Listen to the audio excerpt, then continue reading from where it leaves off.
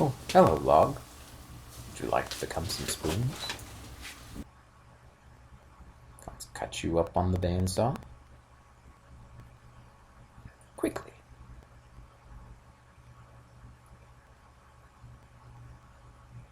Cut you again. Quickly.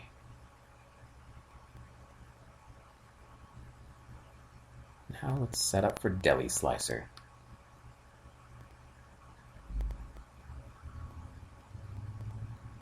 One spoon, 2 spoon, 3 spoon, firewood.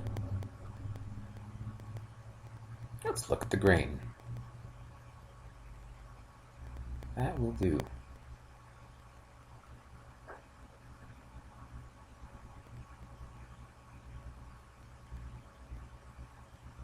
Okay, a few more slices. Alright, we got 15 spoon blanks out of that log. You can see them here. Stacked 7 tall. 2 of them. And an additional blank. This should be some interesting spoons. Now lately, I've been cutting the bowl of the spoon at this stage. Probably have this one down here. I'm going to affix them in my jig here. I'll put a small screw from beneath up here.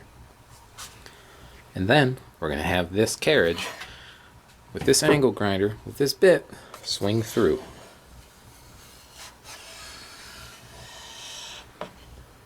The latest version of this jig is probably the safest one. You can see that there's a carriage here that slides and is driven by some screw advance here via this knob. For the most amount of control.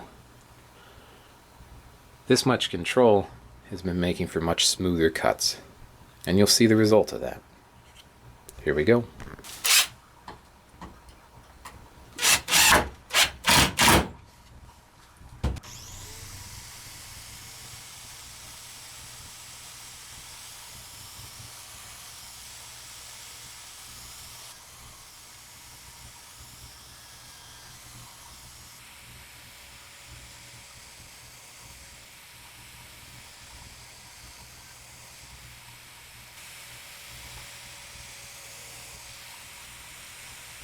Buzz.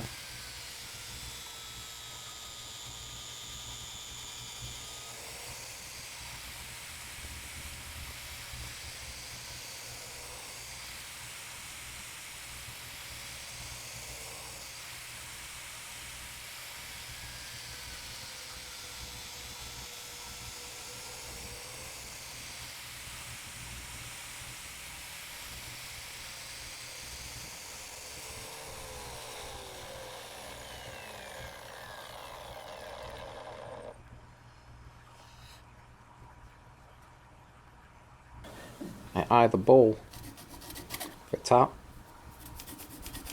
and bottom and line that up for where the handle goes. Now, I missed a little for the length of the bowl, so I'll cut it here.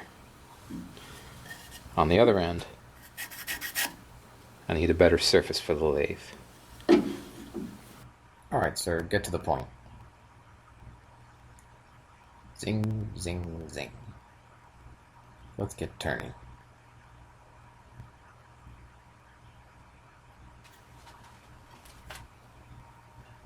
You mount the spoon bowl slightly off-centered, and you'll see I need to adjust it a handful of times. Now away we go.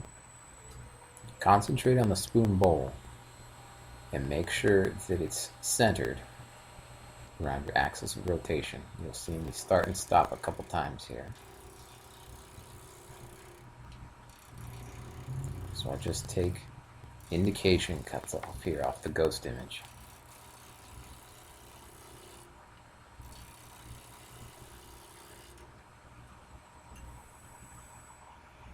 I'm looking to see the distance from the edge of the spoon bowl to where I just cut. Make a minor adjustment. Can't find a miner? Do it yourself.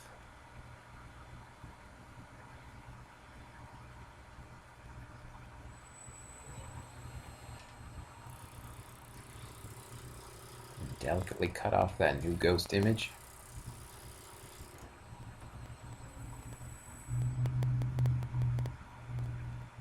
And adjust as needed.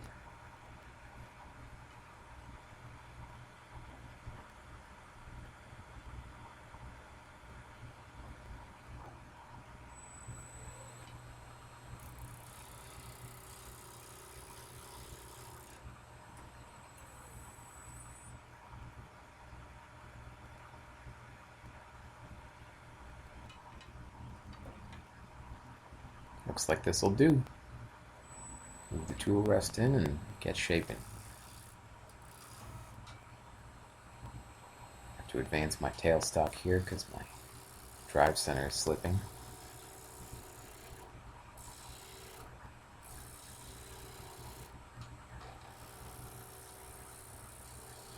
If your lighting is right, you can shape the handle side of the spoon bowl right up to your previously carved line. Maybe a little past. Looks like I'm right up to it.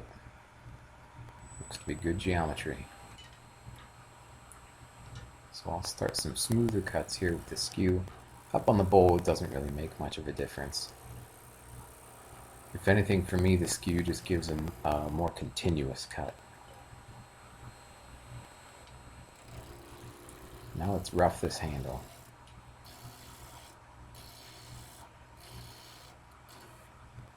Advance the tailstock again.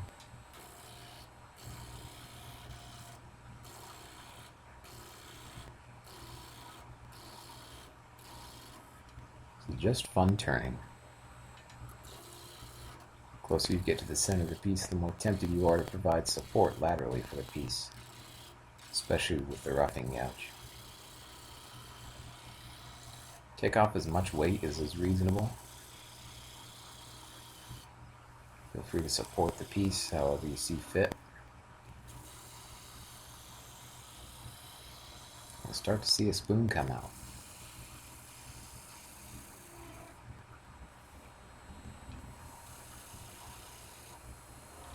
Here's using the roughing gouge for more of a finishing cut, right at the thinnest part. I'd probably switch to the skew too early here.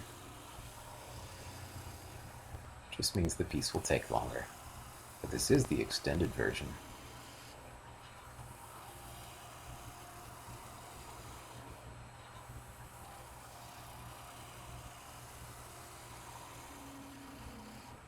These supported cuts with the tip of the skew leading are very effective in thin areas of spindle turning, especially with such a heavy skew.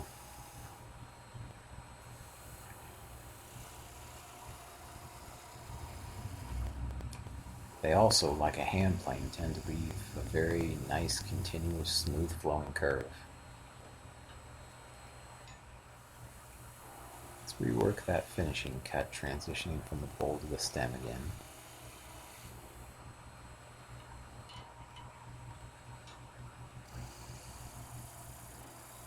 Let's see if we can finish off this handle.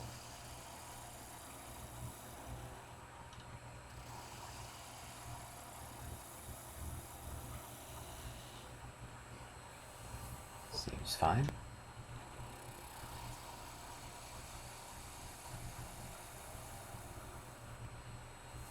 Moving a nub at the tailstock side so that there's no indent.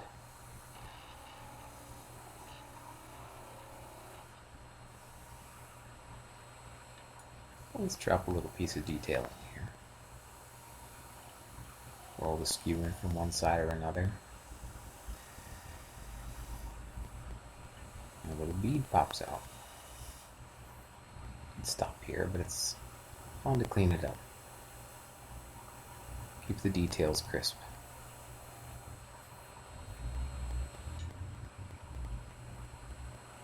Make sure that everything's cut cleanly. Looks like that'll do.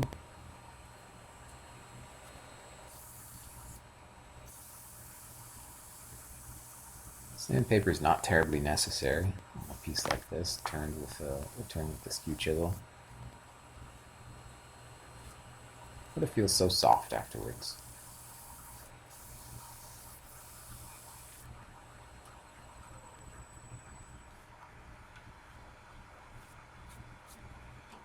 So that's the turning. Now let's get to shaping this bowl. Cut around the bowl to a little freehand turning. Pay attention to the spine of the spoon, the flow coming from the end of the handle down to the spoon. Work through the grits on a belt sander. Get a good motion going here. Check your work often. Really doesn't take long if you use the right sandpaper. Switch it up to 120, I believe. Zip, zip, zip. Work all the surfaces. Needed dressing.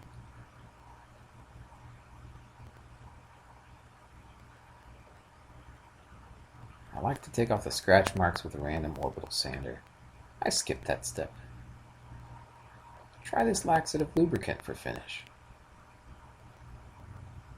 Look at that, there's a bowl ready to hold it.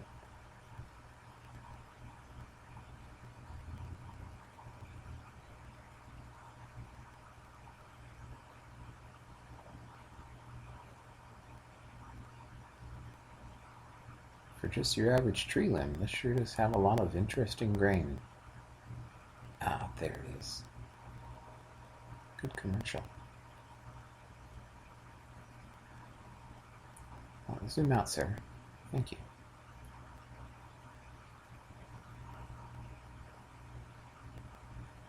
So that's a simple spoon. 14 more to go, I guess. Thanks for watching.